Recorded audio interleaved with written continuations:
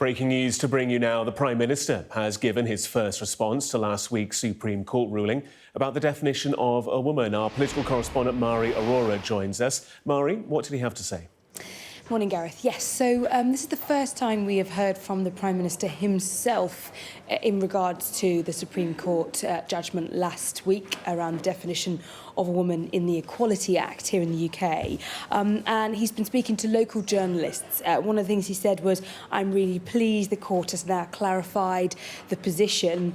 He goes on to talk about how he was asked if a transgender woman is a woman, and he replied saying a woman is an adult female.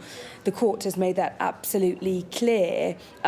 He didn't say the words no when he was directly asked if a transgender woman was a woman, but I think from that quote we can assume that he is on board with the Supreme Court ruling's guidance. This was actually happening while he was visiting a breakfast club for a completely different policy announcement this morning around rolling out breakfast club policies, but also while he was there, understandably local journalists were wanting to know his position on national policy areas as well. He went on to say he welcomed the judgment from the Supreme Court. He said it allows those drawing up the guidance, so realistically the Equality and Human Rights Commission, is that it allowed them to be clear in terms of when they are writing up that guidance. And he said it was a welcome step forward from the Supreme Court as well.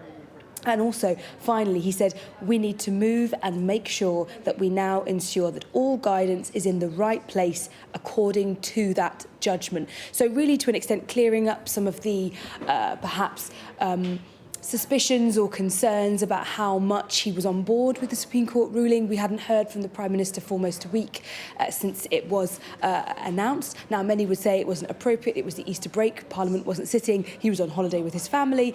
But now that Parliament is returning today, he has spoken out about that and has shown his position to be clear and actually in direct opposition to an extent to some of his own government ministers, for instance, the likes of Chris Bryant and Angela Eagle, who their private messages on WhatsApp were leaked to newspapers over the weekend, where they were expressing concern about the judgment and about the implementation of guidance because of that judgment. So for those who were accusing the Prime Minister of not coming out and saying anything or not being clear, we have finally heard from him. We know where he stands, and we do also expect a senior minister to be giving a statement to the House of Commons later today on the Supreme Court ruling as well.